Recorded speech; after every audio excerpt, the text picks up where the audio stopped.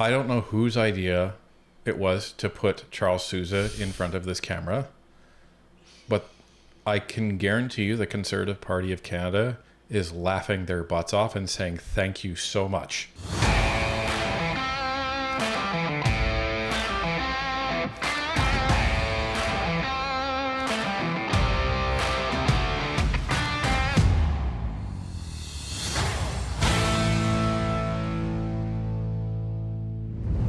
For the last 4 months, all we've heard from the Liberals is whining about why Pierre Poilievre refuses to get his security clearance.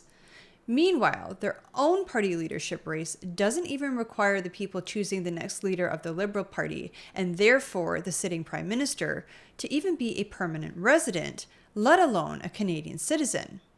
I think now we have the confirmation of where the problems with foreign interference really are. Let's take a look. So this is an article that came out a couple of days ago, and questions were posed to the Liberal Party Board of Governors. Now these aren't elected officials, these are volunteers that compose the Liberal Party Leadership Board for all of Canada. And their response in terms of the rules for the leadership race and how people are voting and everything in between, they're saying nothing is going to change. Now, that's not really good. It really isn't. So let's take a deeper look into that. The Liberal Party of Canada will be the first federal party to hold a leadership contest since the Hague Commission on Foreign Interference revealed meddling by foreign governments in previous races, and there is every reason to expect governments that have sought to meddle in the past will continue to try and influence outcomes. The Liberal Party told CBC News on Monday that it doesn't intend to change or reinterpret rules in its 2016 constitution that Elections Canada has suggested could make the vote be at least as vulnerable to such efforts as previous leadership races. That includes allowing international students to vote at the time when the number of people in the country who are neither citizens nor permanent residents has continued to grow, despite sharp cuts in the approval rates of new student visas. None of the parties currently require full citizenship to vote in internal party elections, although the Conservatives, New Democrats, and Greens require permanent residency, a formal status that is usually a step on the path to citizenship. The Liberals and the Bloc Québécois do not. So if you have been paying attention to the Hague Commission, if you've been paying attention to any of the whistleblower reports that were put out there by the unknown CSIS patriots, if you've been paying attention to Parliament at all, this should completely baffle you. Or maybe not, depending on your opinion. But we had a case in the Hague Commission. Han Dong, member for Don Valley North, was expelled from the Liberal Party because of the allegations of foreign interference in his nomination race. And he couldn't defend any of this at all. He had one of the poorest performances in the Hague Commission that we'd ever seen, which we covered on Northern Perspective. And the response from the Liberal Party is, no, that seems just fine. Like, so basically, if you're over the age of 14 and you're in Canada, you can vote. This is the crazy thing. And there's no barrier to entry. The membership is free. For the Liberal Party anyways. Some of the other parties, at least the Conservatives that I know of, do charge an annual fee for their membership. But for the Liberals, it's free, and you can vote in the nomination race or the leadership race as long as you've held your membership for at least 41 days. So we have welcomed hundreds of thousands of temporary foreign workers, of international students, everybody in between that doesn't have permanent resident status, may not be here tomorrow, but they're going to be allowed to vote for who the next Prime Minister of Canada is. Like, this doesn't make any sense at all. And all we've heard from the Liberals is Pierre Poilievre won't get a security clearance and he won't be able to look at the briefing so he can actually take a look and see what actions he should take to prevent foreign interference. Are you kidding me? Are you kidding me? This is all we've heard. And you have Justin Trudeau sitting there doing nothing. You have the Liberal Party of Canada sitting there doing nothing. Well, it's curious to me that a nomination race has already been marred by suspected foreign interference once within the Liberal Party. And that, of course, was the riding of Don Valley North, where Han Don was elected the candidate.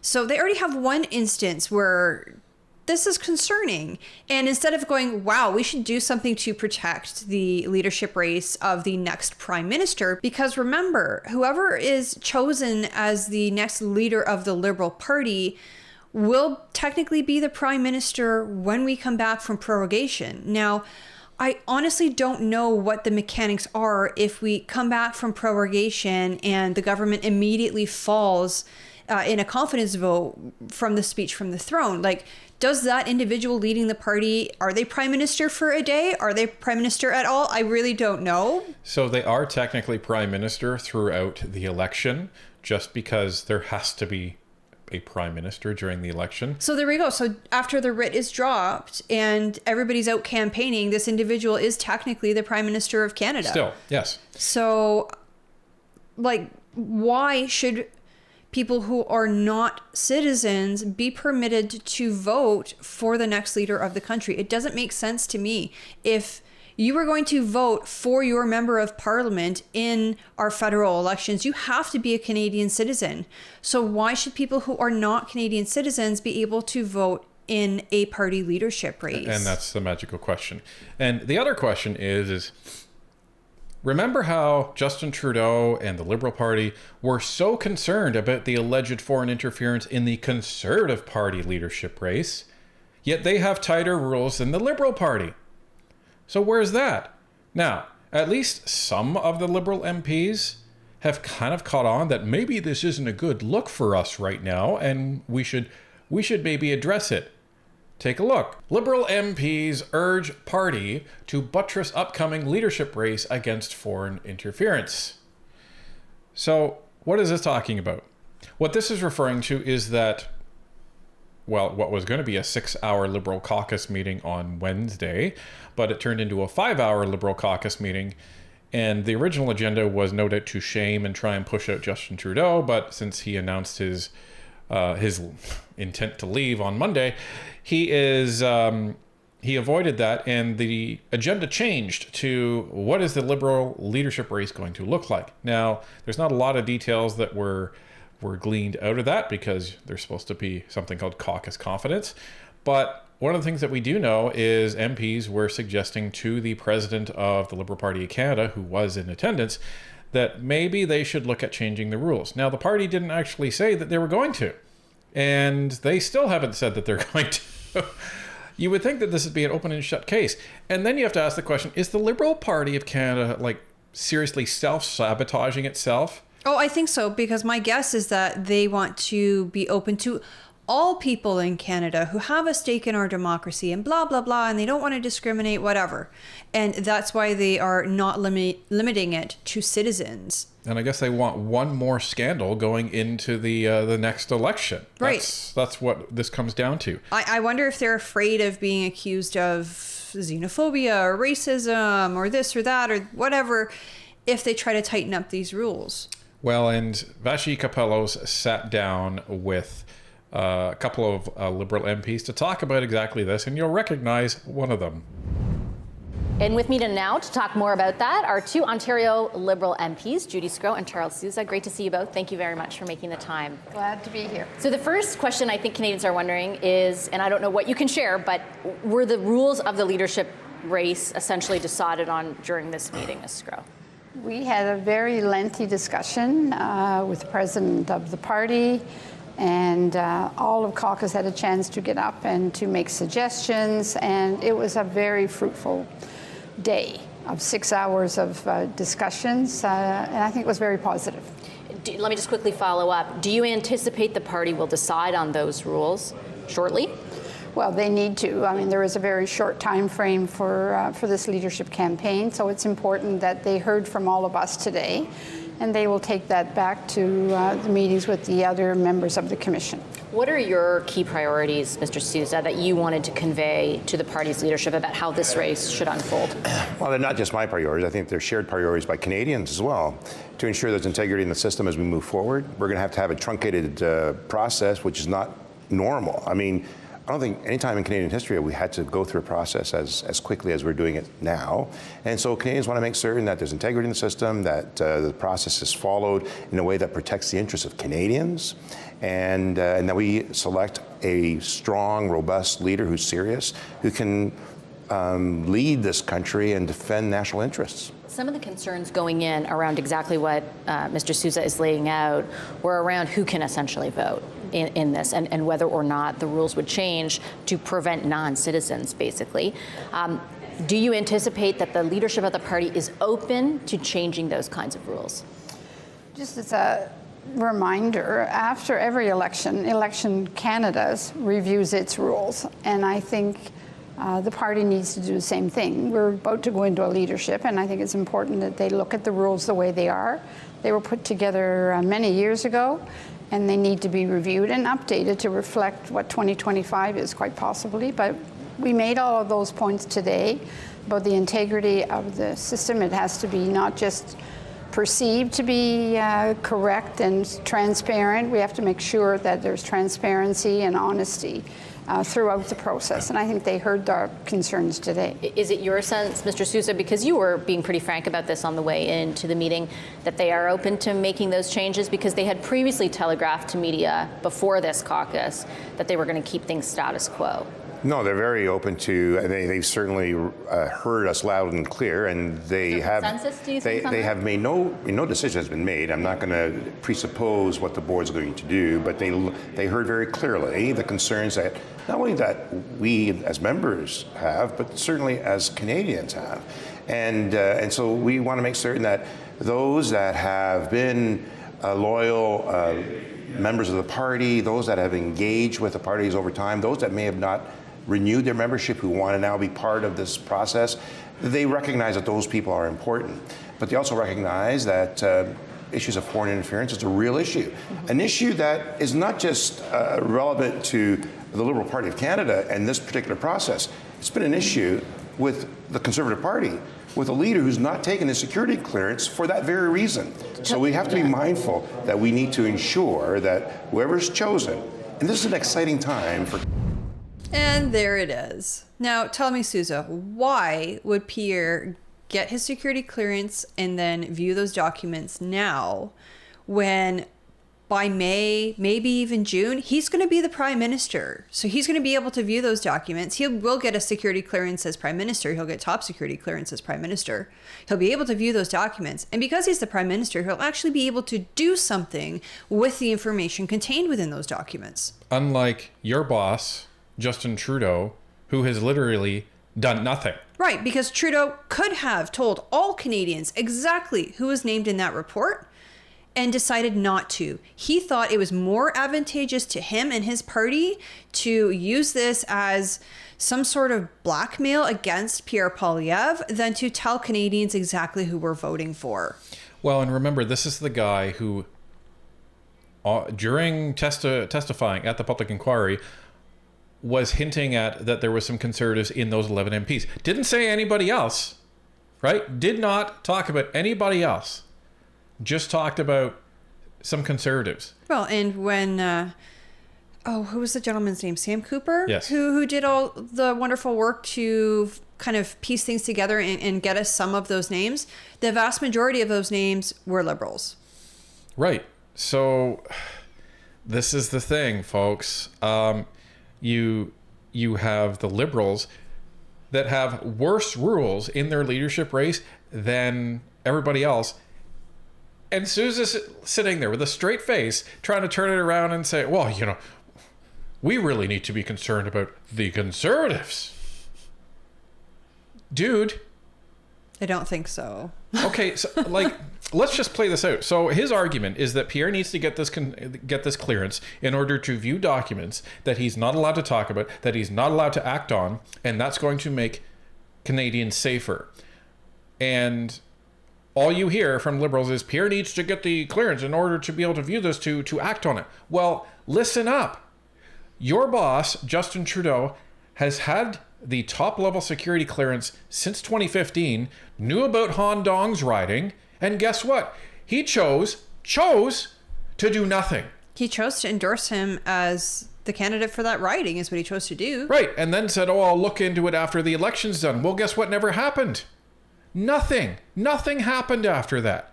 So when you have a pattern of the Liberals turning a blind eye to all of this stuff and allowing, and in some cases encouraging, foreign interference to happen because of their lack of action, to the point where the CSIS report has year over year saying there is no consequences to foreign interference in Canada, therefore it is a low risk enterprise for foreign countries to actually come in here and try and influence our democracy.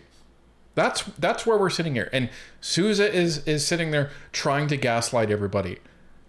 No wonder he's going to lose his seat. Canada, to ensure that we bring forward a leader as an alternative to extremism. And there's an extremism in the parts of the Conservative Party, and for that matter in the NDP. And most Canadians, I believe, are more centric than that. You guys want to talk extremism. You're supposed to be a center-left party. You guys are further left than the NDP. You're like closing in on the Greens. The NDP is literally running as fast as they can to the left to chase after you, to try to take their position as a further left party than you. That's what's been going on here. Yeah, let's talk about extremism. Let's talk about arresting protesters. Let's talk about that. Let's talk about putting protest organizers on trial. Let's talk about that. Let's talk about putting in the Emergencies Act, seizing people's bank accounts. Let's talk about allegedly one of the MPs who was said to have been speaking with a consul of a foreign nation to keep Canadian citizens detained for longer than they otherwise would have been. For political benefit. Right. Let's talk about extremism. And let's talk about the extreme levels of poverty that Canadians are in right now because of your quote-unquote extreme policies. Don't even. I just want to follow up on that because I think that the Conservatives would push back against the characterization of them as extreme and point to public opinion polling, which shows a wide swath of Canadians, not just a small group of hard-right Canadians, but a wide swath of Canadians have been supportive of them over the last year to a much greater degree than your party. When you talk about moving back to the centre, can you be specific about what that means? Does it mean, for example, moving on from the consumer price on carbon? Does it mean abandoning the changes to capital gains, the inclusion rate? Like, what does it mean? You know, the party is a very progressive party, and the Prime Minister is a very progressive individual, and he's shown a lot of integrity. A lot has been done to support Canadians.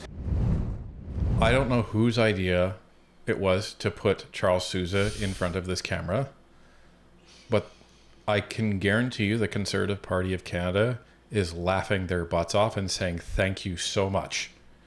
Well, it's just ridiculous. I mean, these guys have their heels dug in so far with this carbon tax that instead of saying, you know what, we tried it for a while, this is a really bad idea, it's not bringing down carbon emissions, it's making our citizens poor, it's killing industry, it's doing all these horrible things, we're going to stop it. They defend it. Like, it's incomprehensible. Well, and this is what has happened to the Liberal Party. The Liberal Party is no longer the Liberal Party of Canada. The Liberal Party is now the Trudeau Party of Canada. Yeah. And his extreme views on all of these issues have now become the identity associated with the Liberal Party. So the issue is that if you try to start separating yourself from the stance of the Liberal Party on these issues, you are now no longer technically supporting the Liberal Party. That's the issue. So if you say, well, I don't support the carbon tax anymore, then because of all of the rhetoric from the Liberals over the last year, you are now technically not following the Liberal Party. So therefore you should be with the Conservatives. And this is why they have less than 20% support among Canadians right now, because Canadians see the reality of the carbon tax. We live it every single day. Right. So what we're hearing from these Liberals is, well, yeah, Justin Trudeau's gone. And then they're asking, well, okay, so is the carbon tax leaving, capital, like all of these punitive measures that are very unpopular with Canadians, And nobody is saying no. Because I think they're afraid of losing the base that they have. You know, there's 17% of people out there. But this is actually playing right into the Conservatives' hands of what Pierre and the other Conservatives are coming out this week and saying, okay, so Justin Trudeau's leaving, but in terms of policies, nothing's changed. So they're just proving them right. So it doesn't matter who you're going to get, you're still going to get the same far-left policies. Ladies and gentlemen, I don't know what's happening with the Liberal Party, but they've shut their brains off and they seem determined to burn their party to the ground. Dental care, pharma care, child care. The economy has grown tremendously over that period of time as well. And many affluent individuals have benefited from our economic growth. But we have to be mindful of ensuring that middle-class citizens, that those that are had less advantages are taken care of. And that's why governments exist. And I would argue that, that the neocon that's sort of developing around Canada and the world for that matter, there's some degree of frustrations. And so we have to ensure that they have a better alternative. And I think once we've finished with the leadership race that we're having here in Canada, they'll have a much more positive alternative going forward, one that unites Canada. So let me ask you, do you agree with that sentiment, first of all, Ms. Sgro? And second of all, do you think, in all reality, your party has the ability to convince particularly middle-class Canadians, whom were with you in 2015 in great numbers, that they still should come back to you after they feel abandoned over the last few years? Well, I think we've done a lot of excellent policies that we have brought in that have helped thousands of Canadians. For whatever reason, and you know, there is a cycle of 10 years in, 10 years out if you're lucky to survive that long. The PM was in 9.5 years. People wanted change. And when you asked them why they wanted the change, they were just tired of the PM, but not necessarily tired of our policies. Is she joking? No, I think she's serious.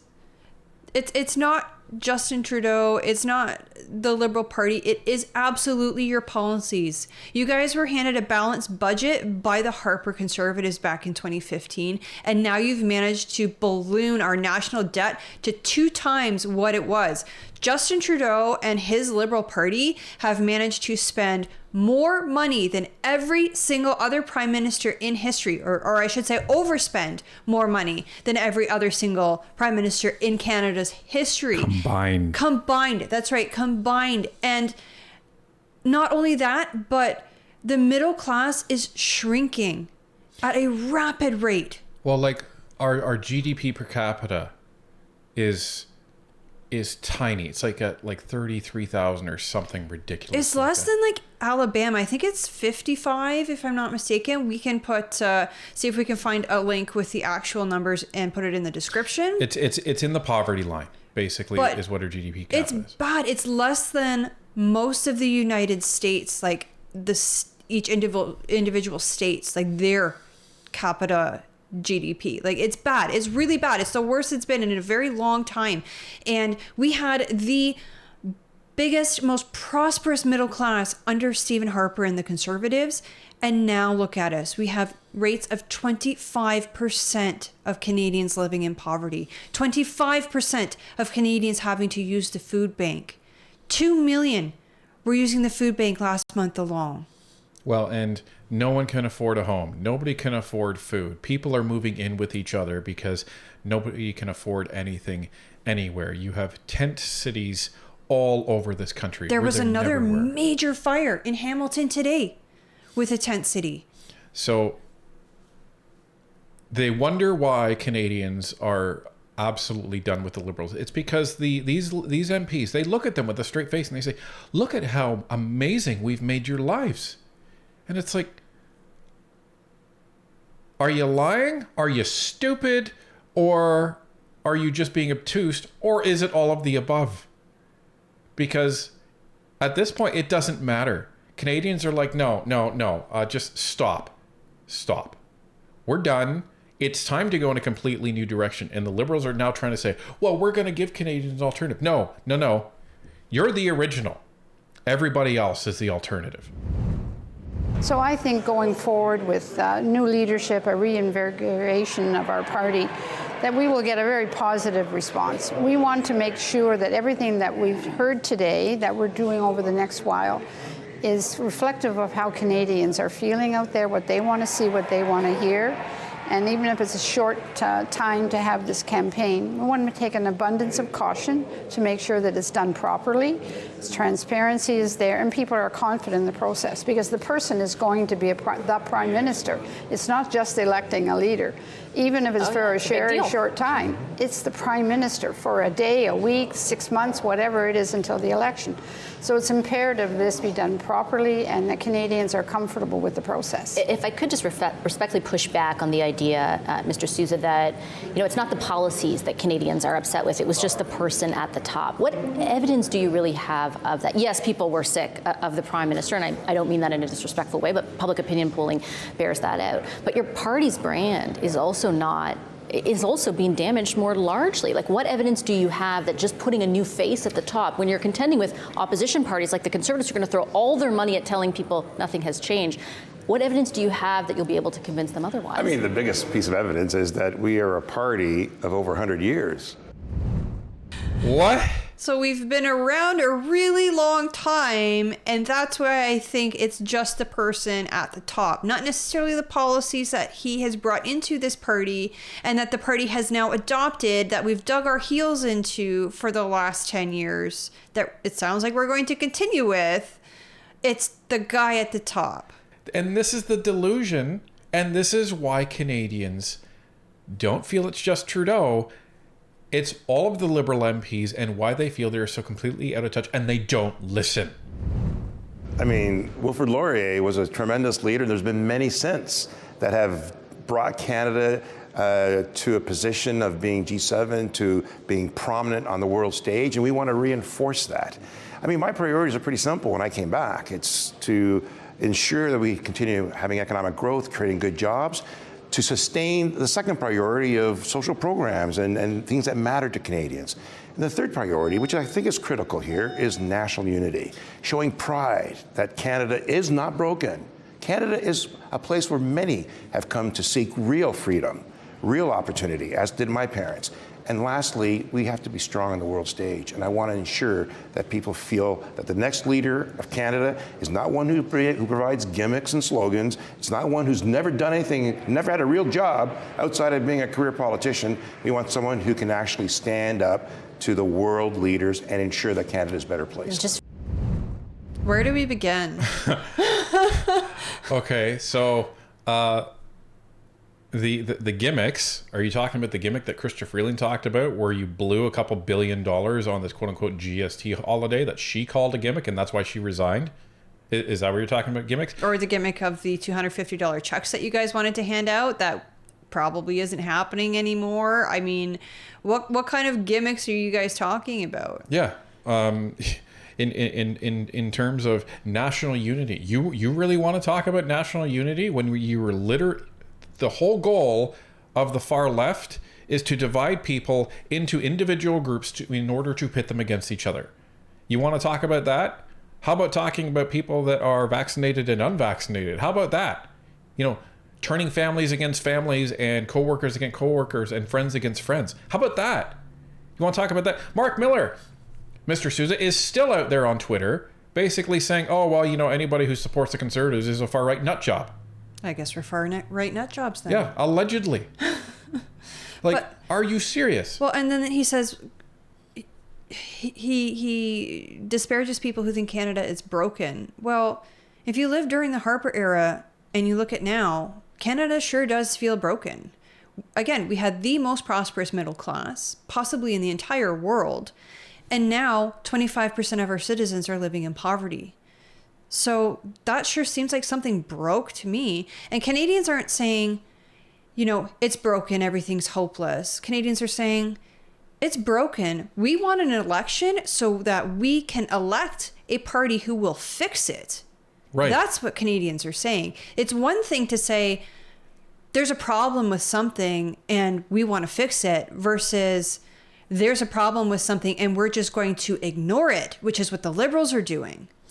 Well, and then he talks about all of these social programs that are, really important for Canadians. Okay, let's take a look at these social programs. The pharmacare program that hasn't been delivered to anybody yet. The dental care program that has been delivered to what? 1 million Canadians, I think they said. So, but we receive emails almost on a weekly basis about how the dental program is not covering everything or how it's hardly covering anything at all. A lot of Canadians who are reaching out to us are quite unhappy with this dental program. Or maybe you're talking about the school food program that hasn't launched anything yet. So really, what are you talking about, Sousa? Because what's really important to Canadians right now? Being able to eat, being able to have a home, not living in poverty, not living in a tent, not having to consider that you're going to be spending your entire adult life living with your parents or your grandparents, not because you're not a responsible individual with your money, but because it's impossible. That's what's important to Canadians. What's also important to Canadians is safety. Canadians are more concerned of, am I able to walk down the street, never mind at night, but in broad daylight, and not worry about a repeat violent offender who's out on bail for the 50th time coming to assault me.